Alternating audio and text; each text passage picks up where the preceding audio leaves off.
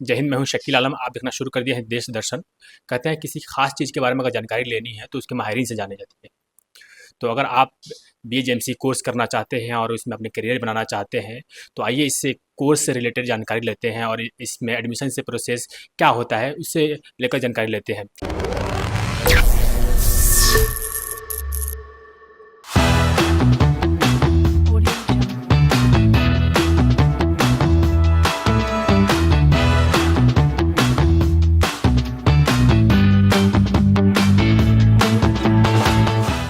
हमारे साथ मौजूद है मौलाना आज़ाद नेशनल उर्दू यूनिवर्सिटी के department of mass communication and journalism के एचओडी और डीन प्रोफेसर मोहम्मद फरियार सर। तो आइए इनसे सवाल करते हैं जो आपके मन में सवाल उठते हैं और आपके मन में चलता रहता है। तो उसके सवाल के हम जवाब जानने की कोशिश करेंगे। ये कोर्स क्या है और इस कोर्स को कौन कर सकते हैं, इसके बारे में थोड़ा बताइए। बहुत शुक्रिया। सबसे पहले तो मैं बताना चाहूँगा कि मौलाना आज़ाद नेशनल उर्दू यूनिवर्सिटी के department of mass communication journalism के तहत ये 4 साला कोर्स है, BA honours journalism mass communication, जो न्यू एजुकेशन पॉलिसी 2020 पर मबनी है, बेस्ड है। इसके तहत ये कोर्स 4 साल का है, यानी 8 सेमेस्टर का है। इसमें मल्टीपल एंट्री और मल्टीपल एग्जिट फैसिलिटी सहूलत जैसे न्यू एजुकेशन पॉलिसी में गवर्नमेंट ने फराहम की है, वैसा यहाँ भी है। कोई भी शख्स अगर ये कोर्स मुकम्मल करना चाहता है, 4 साल तक करना चाहता है, तो उसे BA honours mass communication journalism या BA research mass communication journalism की डिग्री मिलती है। ये 4 साला कोर्स है। इस कोर्स की के लिए ज़रूरी है कि जो कैंडिडेट हो वो 10+2 यानी 12वीं पास होना चाहिए। और उर्दू, चूंकि उर्दू यूनिवर्सिटी है तो इसलिए एक शर्त ये भी है कि या तो उर्दू मीडियम पढ़ा होना चाहिए या उर्दू एक सब्जेक्ट 10th या 12th तक पढ़ा होना चाहिए। ये कोर्स हैदराबाद में, जो मौलाना आज़ाद नेशनल उर्दू यूनिवर्सिटी का जो हेडक्वार्टर हैदराबाद में है, वहाँ के department of mass communication journalism में पढ़ाया जाता है। सर, इस कोर्स के बाद अपॉर्चुनिटी क्या है और इस कोर्स के करने के बाद बच्चे किस किस फील्ड में जा सकते हैं? नहीं, जैसा कि जर्नलिज्म मास कम्युनिकेशन का जो फील्ड है बहुत ही ब्रॉड है, बहुत वसी है। बुनियादी तौर पे आमतौर पे लोग समझते हैं कि जर्नलिज्म मास कम्युनिकेशन का जी। ये कोर्स मुकम्मल करने के बाद लोग सहाफ़ी बनते हैं, जी। मीडिया में काम करते हैं। लेकिन मीडिया भी बहुत बड़ा फील्ड है, ख़ास तौर से इसके जो डिफरेंट एस्पेक्ट हैं। आप एडवर्टाइजिंग के फील्ड में जा सकते हैं, आप पब्लिक रिलेशन की कोई कंपनी ज्वाइन कर सकते हैं। आप आजकल बहुत सारे यूट्यूब चैनल आते हैं, आप उन उन चैनल्स को ज्वाइन करके उनको मोनेटाइज करके आप पैसे कमा सकते हैं। हम्म। इसके अलावा अब आजकल कम्युनिकेशन के फील्ड में, खास तौर से मास कम्युनिकेशन का जो शोबा है, इसमें बहुत सारी नई अपॉर्चुनिटीज़ भी आ रही हैं। यूनाइटेड नेशंस के बहुत सारे डेवलपमेंट प्रोजेक्ट हैं जिससे जुड़ के आप अपना करियर बना सकते हैं, उन उन उन फील्ड्स में बना सकते हैं। डेवलपमेंट जो कम्युनिकेशन का जो कॉन्सेप्ट है, उस कॉन्सेप्ट के तहत भी आप बहुत सारे मौके हैं। इन सब चीज़ों के साथ साथ गवर्नमेंट ऑफ इंडिया में भी बहुत सारी अपॉर्चुनिटीज़ हैं। गवर्नमेंट ऑफ इंडिया की जितनी भी पीआर एजेंसीज़ हैं, उनमें अपॉइंटमेंट के लिए, यानी इंडियन इंफॉर्मेशन सर्विसेज वगैरह में भी अगर आपको कोई जानना चाहता है, उसके लिए भी जो बेसिक रिक्वायरमेंट यही होती है कि डिग्री या डिप्लोमा मास कम्युनिकेशन जर्नलिज्म में। तो जो लोग यहाँ B honours mass communication journalism course pass करते हैं, वो लोग भी एलिजिबल होते हैं इंडियन इंफॉर्मेशन सर्विस के लिए। तो इस तरह वो गवर्नमेंट ऑफ इंडिया के मुख्तलिफ जो उनके पीआर इदारे हैं, वहाँ उनको जॉब अपॉर्चुनिटी है। सर, एक सवाल है कि इस कोर्स का वर्तमान समय में क्या इम्पोर्टेंस है, महत्व क्या है? देखिए, अभी जो दौर हाजिर है, या यूँ कह लीजिए जो आज का ज़माना है, ये मीडिया का ज़माना कहा जाता है, जी। कम्युनिकेशन का ज़माना है। बगैर मीडिया के, बगैर कम्युनिकेशन के बहुत सारी चीज़ें मुमकिन नहीं है। जी। तो इसलिए मैं कहूँगा बहुत ही मौज़ू है ये कोर्स। जी। इस कोर्स के बाद एक तो जहाँ आप प्रोफेशनली आप बहुत सारी चीज़ें जो कर सकते हैं वो करेंगे ही साथ पर्सनालिटी बहुत इम्प्रूव होता है। जी। जो एक कम्युनिकेशन स्किल आपका है वो बहुत ग्रो कर जाता है, बहुत बेहतर हो जाता है, बॉडी लैंग्वेज आप जान सीख जाते हैं। आप वो तमाम जो मीडिया की बारीकियां हैं वो यहाँ सिखाई जाती हैं, वो टेक्निक्स यहाँ सिखाई जाती हैं, और उन टेक्निक्स को सीख कर आप मीडिया के मुख्तलिफ इदारों में जा सकते हैं। और जहाँ तक इस कोर्स के इम्पोर्टेंस का सवाल है, ये ना केवल आपको जॉब फराहम करता है, अगर आप खुद भी अपना जॉब करना चाहें, तो आप हो सकता है कि फ्रीलांसिंग के तौर पर, फ्रीलांस जर्नलिस्ट के तौर पे, या बहुत सारे जो मीडिया के एडवर्टीजमेंट शूट करने हैं, रिकॉर्ड करने हैं, बहुत सारी चीज़ें आप खुद भी अपना कर सकते हैं निजी तौर पे। आज आपने देखा होगा बहुत सारे जो मीडिया में काम करने वाले लोग, अब वो बड़े जो इदारों को छोड़ के अपने खुद के यूट्यूब चैनल्स पे आ रहे हैं, सोशल मीडिया चैनल्स पे आ रहे हैं और बहुत अच्छा कर रहे हैं। मतलब अपने मीडिया में जितनी उनकी आमदनी थी उससे कहीं ज़्यादा वो कमा रहे हैं। तो अब हम इस कोर्स के बारे में जानकारी ले ली है, अब हम इस डिपार्टमेंट में यूनिवर्सिटी में एडमिशन का प्रोसेस क्या है वो जानने की कोशिश करेंगे। तो सर, इस डिपार्टमेंट में बच्चों को ये एडमिशन लेना चाहता है, तो उसका प्रोसेस क्या है, किस तरह से एडमिशन मिलती है यहाँ पे? देखिए, मौलाना आज़ाद नेशनल उर्दू यूनिवर्सिटी भी आप सब जानते हैं कि एक सेंट्रल यूनिवर्सिटी है और साथ ही साथ नेशनल यूनिवर्सिटी है। जी।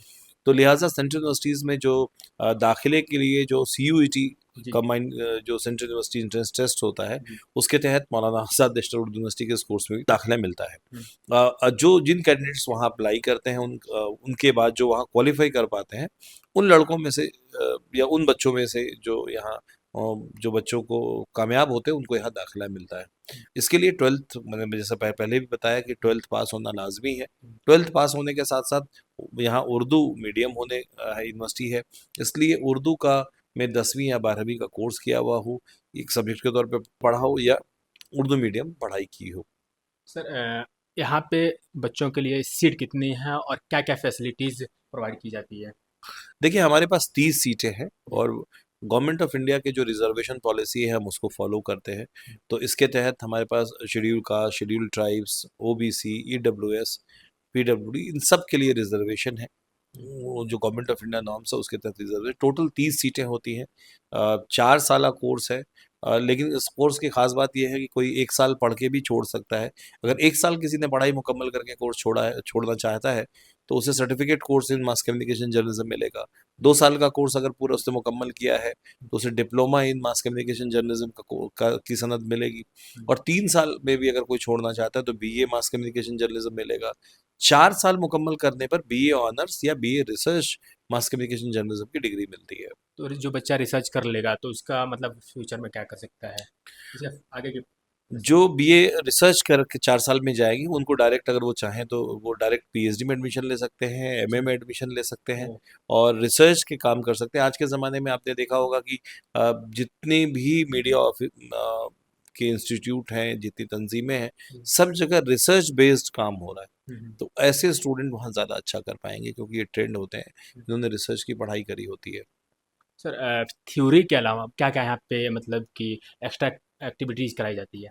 देखिए, हमारा जो सिलेबस है वो कुछ इस तरह डिज़ाइन किया हुआ है कि पूरा ओवरऑल मीडिया के बारे में एक स्टूडेंट्स को हम्म। एक अच्छी उसको नॉलेज हो जाए। हम्म। जैसा आमतौर पे एक स्टूडेंट इस जब BA honours mass communication journalism करता है तो उसको पहले सेमेस्टर में हम प्रिंट मीडिया पे फोकस करते हैं, प्रिंट जर्नलिज्म पे फोकस करते हैं और वो इस लायक हो जाता है कि वो खुद का अपना एक अखबार शुरू कर सके। हम्म। यहाँ पे वो तब तक वो पहला सेमेस्टर पास नहीं कर पाएगा या करता है, जब तक कि वो खुद का एक डमी अखबार ना निकाल ले और एग्जामिनर उसको पास ना कर दे।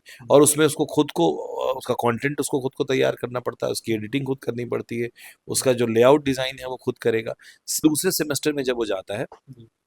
तो उस सेमेस्टर में उसको ऑडियो जो प्रोडक्शन है या यूँ कह लीजिए जो ऑडियो कम्युनिकेशन है उसकी पढ़ाई करनी होती है और उसमें भी उसको रेडियो डॉक्यूमेंट्री है, ड्रामा है और रेडियो से रिलेटेड तमाम ऑडियो से रिलेटेड तमाम चीज़ें की पढ़ाई उसकी होती है और प्रैक्टिकल्स कराए जाते हैं।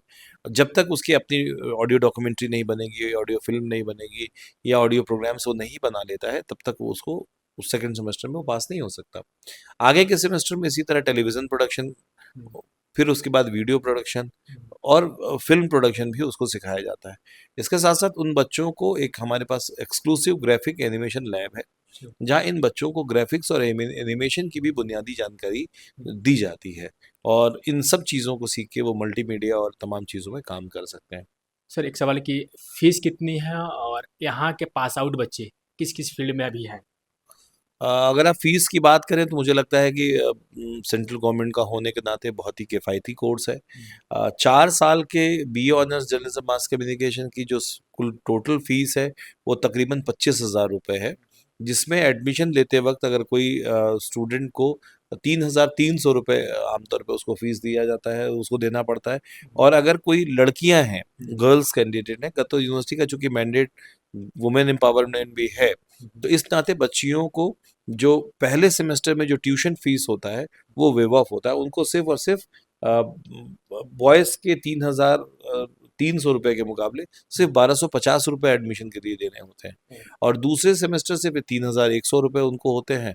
और ये 7 सेमेस्टर तक 3100 है। पहले सेमेस्टर में ₹200 कॉशन डिपॉजिट लिया जाता है, जिसमें ट्यूशन फीस है, एडमिशन फीस है, एग्जाम फीस है, लैब फीस है, लाइब्रेरी की फीस है, स्टूडेंट वेलफेयर फीस है, स्टूडेंट एम्पावरमेंट फीस है, वो सारी चीज़ें शामिल होती है।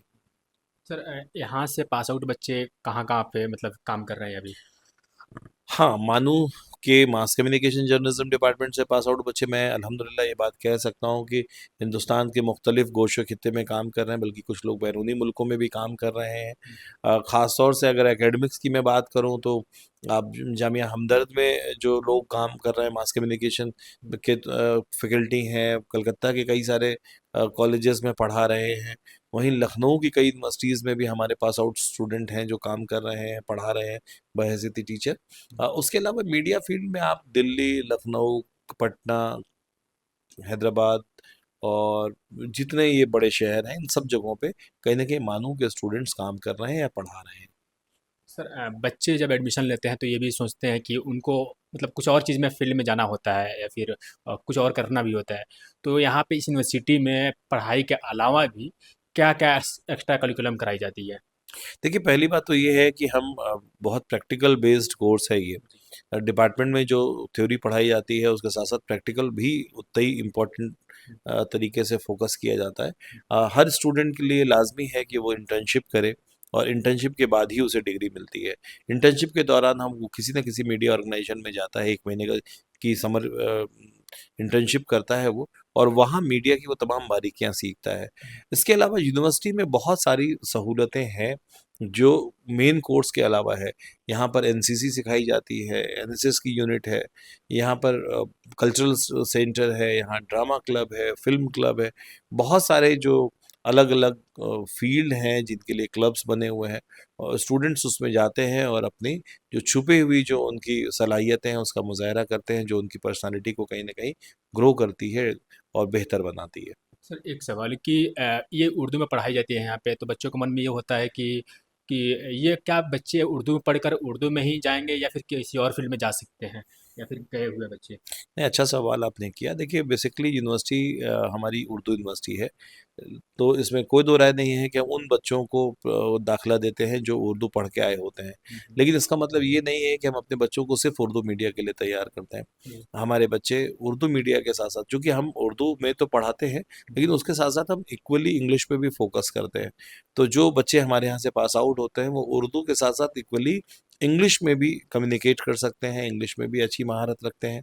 उर्दू तो उनका एक कह लीजिए कि वो उनकी यूएसपी है ही है कि वो उर्दू जानते हैं। हुँ, हुँ। लेकिन साथ ही साथ इंग्लिश, हिंदी या दीगर ज़बानें भी अगर वो जानते हैं तो वो उसमें काम करें। और अच्छी बात ये है, डिपार्टमेंट से पास आउट जितने स्टूडेंट हैं, हुँ। उसमें बहुत सारे स्टूडेंट हैं जो अलग-अलग रीजनल ज़बानों पे काम कर रहे हैं। कोई इंग्लिश मीडिया में काम कर रहा है, हिंदी मीडिया में काम कर रहा है, तेलुगु मीडिया में काम कर रहा है, मराठी और मलयालम मीडिया में काम करने वाले लोग भी ये इस डिपार्टमेंट से पास आउट हुए हैं। आखिरी सवाल सर आपसे कि इस कोर्स या इस फील्ड में आपको कौन-सी बात आपको प्रेरित करती है? इस बारे में? देखिए, ये बड़ा बहुत इंटरेस्टिंग सब्जेक्ट है मास कम्युनिकेशन जर्नलिज्म। जो लोग यहाँ दाखिला लेते हैं, ज़ाहिर-सी बात है कि उनका जो ऑब्जेक्टिव होता है थोड़ा अलग होता है, दूसरों से अलग होता है। ये फ़ील्ड एक ऐसी फ़ील्ड है जो सिर्फ़ अपने लिए काम नहीं करते, हुँ, हुँ। ये एक पूरे माशरे की आवाज़ होती है, पूरे माशरे के लिए काम करते हैं, मुल्क व मिल्लत के लिए काम करते हैं, और ये बड़ा चैलेंजिंग जॉब है। इसमें अगर आप अच्छा करेंगे, तो न केवल आपका करियर बनेगा, बल्कि आपके मुल्क और माशरे का भी भला होगा। मैं ये चीज़ इसमें ख़ास तौर से देखता हूँ इस फ़ील्ड में, कि ये इस फ़ील्ड के साथ जुड़ी हुई बात है। और ज़ाहिर-सी बात है कि जब मीडिया में मीडिया कहीं न कहीं समाज का आईना होता है, ऐसा समझा जाता है, और मीडिया समाज को लीड करता है। मैं तो मानता हूँ कि मीडिया समाज को लीड करता है, और जब इस तरह के प्रोग्राम्स बच्चे करते हैं, तो कहीं न कहीं उनको समाज में एक बेहतर शहरी बनने का मौका मिलता है। आइए इस डिपार्टमेंट के इंफ्रास्ट्रक्चर के बारे में यहाँ से पढ़ रहे बीए जर्नलिज्म के स्टूडेंट समझाने की कोशिश करते हैं कि उनको क्या-क्या सुविधाएँ प्रस्तुत की जाती है। सबसे पहले आप अपना नाम बताइए और यहाँ पे आपको क्या-क्या सुविधाएँ प्रस्तुत की जाती है उसके बारे में बताएँ? मेरा नाम शेख अर्शी है। मैं बीए सेकंड सेमेस्टर की तालिबे इल्म हूँ। मेरा डिपार्टमेंट है ये मास कम्युनिकेशन एंड जर्नलिज़्म। यहाँ पे सुविधाएँ बहुत अच्छी सुविधाएँ हैं। सबसे पहले हम यहाँ की पहले माहौल की बात कर लेते हैं। यहाँ का माहौल काफ़ी अच्छा है, लड़कियों के लिए भी बहुत अच्छा है, काफ़ी सेफ़ है। लड़कियाँ यहाँ कभी भी बाहर आ जा सकती हैं, यहाँ पे कोई किसी को कुछ प्रॉब्लम नहीं है। और दूसरी चीज़ ये कि यहाँ पे हमारे पास अपना कैफ़ेटेरिया है, किचन है, जहाँ पे हम अपना चाय-पानी का भी इंतज़ाम है, वहाँ पे हम चाय-पानी भी अपना कर सकते हैं।